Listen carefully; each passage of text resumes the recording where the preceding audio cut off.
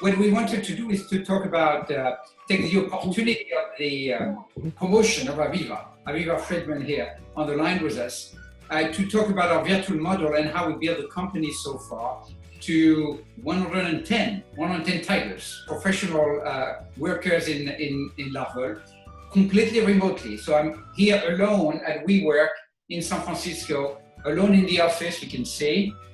Nobody else. I mean, the people you see in the background are from other companies. Sometimes you see a dog walking around as well. But at the headquarters, I'm the only one who grandfathered myself in an office. Everybody else, whether it's Sam on the line with us or Aviva Fridman, everybody else works from home.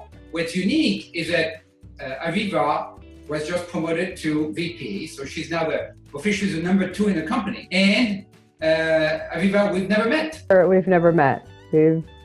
I'm over here in Detroit. In fact, you said you're nervous to meet me. I think you told other people that you don't want to meet me. I don't want to meet you. It works so well over, is that 8 or 9 years? 2010, so almost 8 years this September. I prefer not to meet you.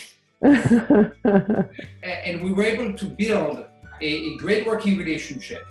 And to me, that's a symbol of the kind of enterprise we're building, which is that we don't have physical proximity, but how do you create the transparency that enables trust? And maybe that should be the criteria. Anybody sort of promoted to VP needs to be someone I never met.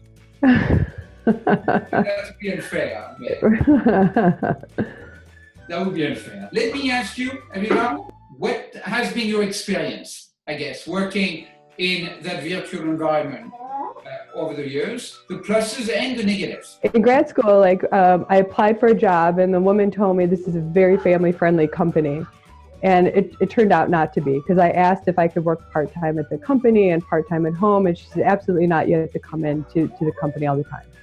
And when I started working for Bruno, when I interviewed with Bruno, what I remember the most, and I tell this story all the time, Bruno, is that when I was interviewing with you, you told me that the work I was initially doing started on the weekend. And I said, I can't work on Saturday. And I said, and I have all these Jewish holidays that I keep. And I got off the phone and I told my husband, I said, I'm not going to be hired. Because, I mean, why hire me? I mean, I'm not going to be there in some important days, and you hired me. The best part is the flexibility. The worst part is also the flexibility, because there's times my husband comes home from work and he's essentially done. Something important might come up, but you're always sort of on. And I think that's a little bit of the trick of working in a virtual company, that over the years, I feel like I've gotten better and better at refining. And I feel like the people who do the best are able to find that mix. It's very hard to build an organization where people trust each other, where people understand each other even, where people have enough overlap of time to communicate and to be productive together. It's very hard. Now, I feel that to work, it needs to be radical.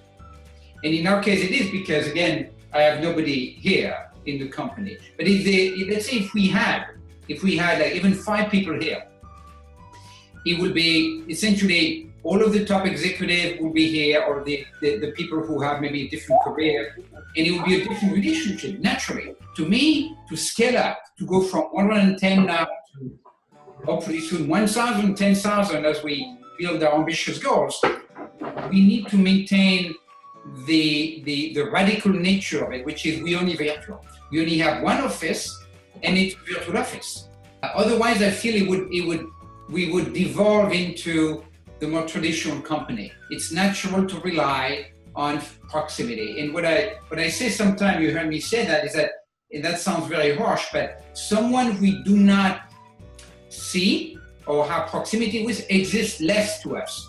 So this is why we started that new approach, which is called webcam if you can. Webcam. And we did another video on that, because at least we have the visual. So now we have that webcam rule, which is that if you can, you need to be on webcam. We relate to each other better. right? More empathy, more understanding, more trust. So I know Sam has been, Sam is going to be the one editing the video, by the way. She's in it as well. And she's new to the company. So Sam, what do you think about all of this?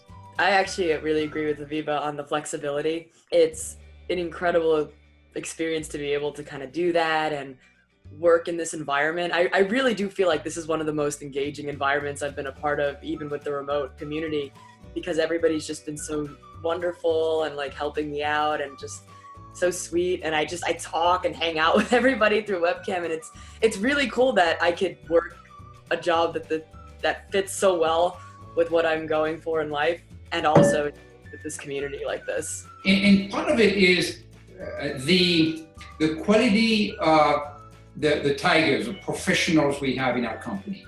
They're all exceptionals in one dimension of their personal and professional attributes and skills. And we can find them because, again, in a traditional company, especially here in the Bay Area, you're limited to a 30, 40 miles radius. In our case, our talent pool is the world. We can recruit anybody in the world.